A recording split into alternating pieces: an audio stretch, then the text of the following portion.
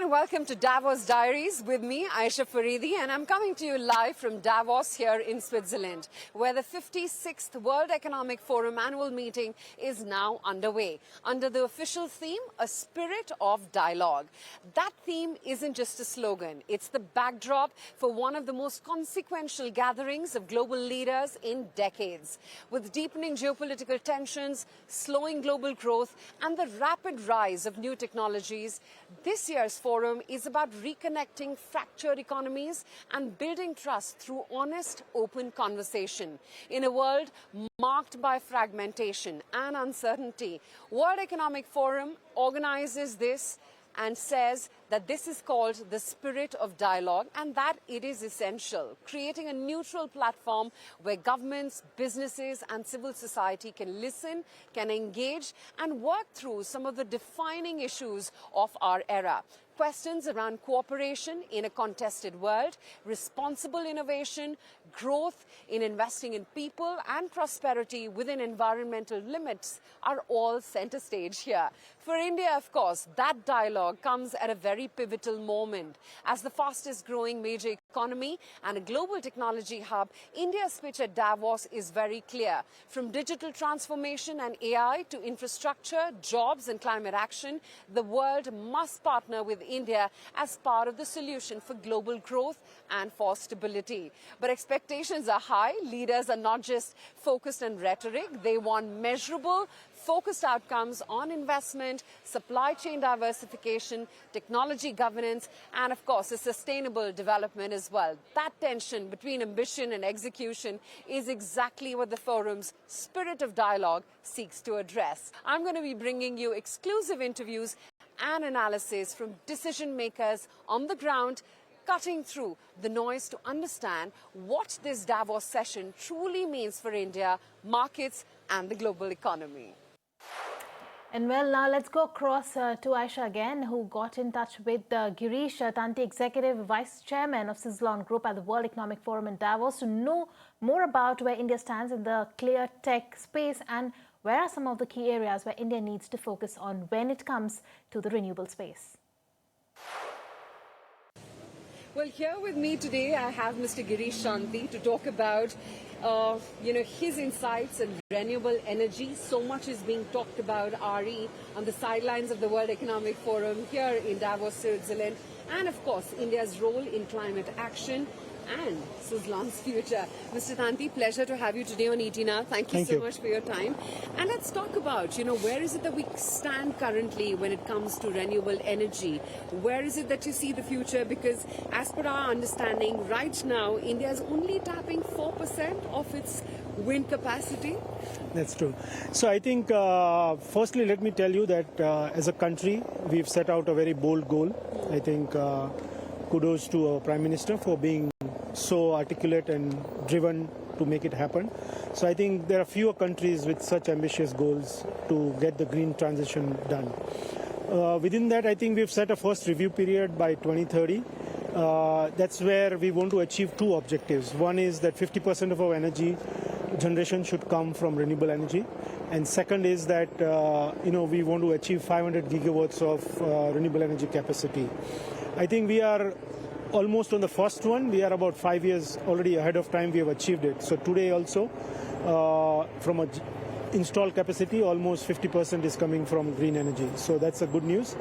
And I think with the installations we have done, both for wind and solar, if you look at solar, with the capacity installed, close to about 130 gigawatts and close to about 80 gigawatts under implementation and bidding, we have a visibility about 230 odd of gigawatts already, with a target of 300 by 2030.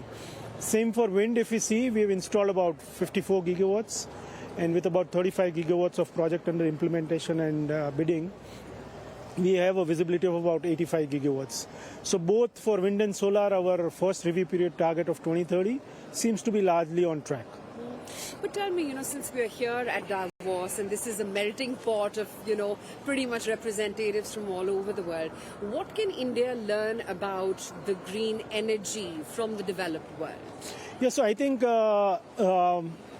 basically I would say that first of all, the kind of work that has happened in India, especially on the hybrid projects and FDRE, meaning using wind, solar, storage together, and giving 24/7 clean energy power. I think India is amongst the leader in this. So first of all, we always don't need to look westwards, but I think or Far East. Yeah, or Far East also. So I think in this space, at least in the clean tech space, we can proudly say as India that we are in a significant better position than many parts of the world. So I think that's a good news on that.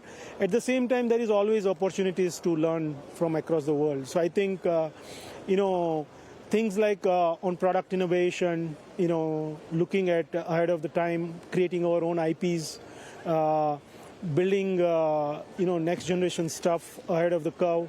Also, I think there is an opportunity to, today, we are in a very unique position that the world is looking in the multipolar world that has become, it's looking for new partners. And I think India fits in so beautifully well because of its characteristics and the culture that we have, that it's a right combination that many of the partners across the world would want to have. We have a great market, we have young people, there's huge amount of opportunity, English-speaking population, and I think there's a very nice culmination of so many, and young talent, youngest population in the world that we have. So I think all of that is to our advantage. We need to pick up few critical industries and sectors where we believe we can really be the value chain for the world. So today, clean tech, if we pick up, then I think within that wind is one such industries where, as per the latest reports from Global Wind Energy Council, we have a capability of almost meeting 10% of the global manufacturing requirement of wind of the world. So we need to become an export-driven country. I think there is a need to pick up our bets. That these are the 5-6 sectors we'll pick up, and we have to be dadas in that. We have to kind of win the world in that and really be extremely good. And that's something we can pick up. And I think there's a lot of collaboration, strategic stuff that government and private sector has to work together to really, world has to depend on us for a few things. The moment we get that strong credibility, I think we will have more bargaining chips when we go to the world. But tell me, in today's very fragmented world, as one can see, and that's a hot topic of discussion here at Davos as well, is it really easy to become an export hub when we're looking at make in India and make for India, when the world is actually turning inclusive? Yeah, so I think India is uniquely different than some of the other places. So I think while everybody is looking for their security, today world has become that place that we are almost deglobalizing. Yeah. In this situation, at the same time, India has friends with so many countries, and so many countries wants to be friends with India. So there will be new partnerships that will come out. Wherever we have those good relationships, there is a huge opportunity for collaboration.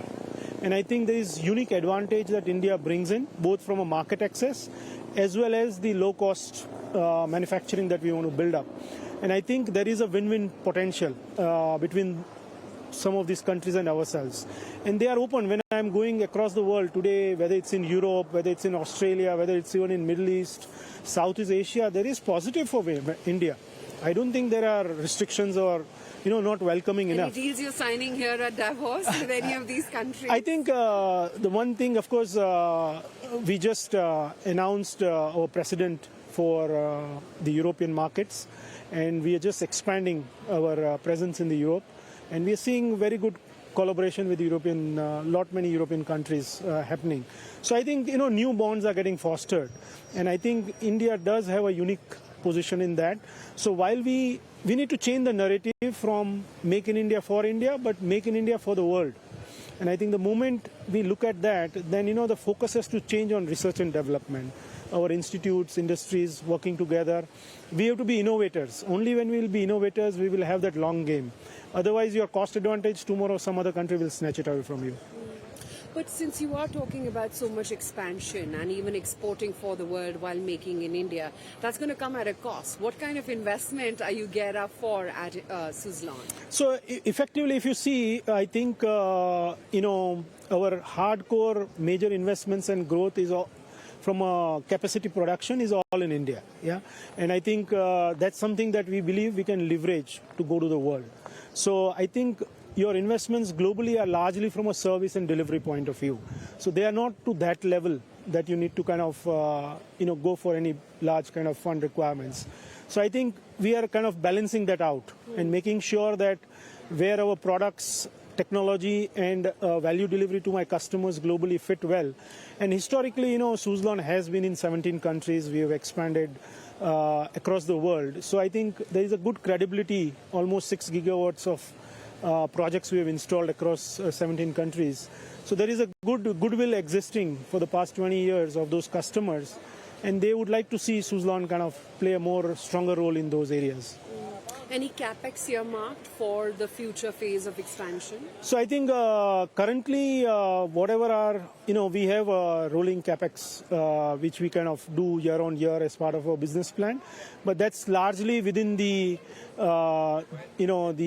reserves that we create during the year. So nothing outside additional that is planned, but we have an annual, capex that we plan out.